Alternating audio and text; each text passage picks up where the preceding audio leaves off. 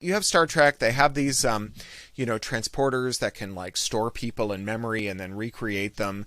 And yet they're all for some reason LARPing Space Navy, right? Like, why is the Starship Enterprise not a thing the size of a volleyball that flies around in space, goes into orbit around a planet, beams down 150 copies of the most competent crew person that they have in the entire Space Navy, does whatever it is the Space Navy needs them to do, and then just annihilates them and floats on to the next one? I mean, that would be a lot more efficient and frankly more humane.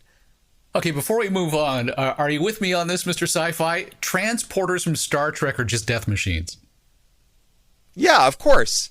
Yeah, but of course everyone who feels that way died because they wouldn't get in a transporter and have their bodies backed up to be beamed back. Like, this is the other thing, is that transporters are death machines, and for some reason they're not life machines, right? Like, we don't just keep a copy on a hard drive of you at various save states so that, like, if you get a cold, it's like you wake up in the morning with a rotten cold and you're like, did anything important happen overnight? Not really. Why don't I just beam down? Like, I'll beam myself into, like, nothingness and beam down a copy of me from yesterday, so that I don't have to have this cold. Because frankly, last night just wasn't that fun. I don't care if I lose it, right? Like, that's something you could absolutely do with the transporter.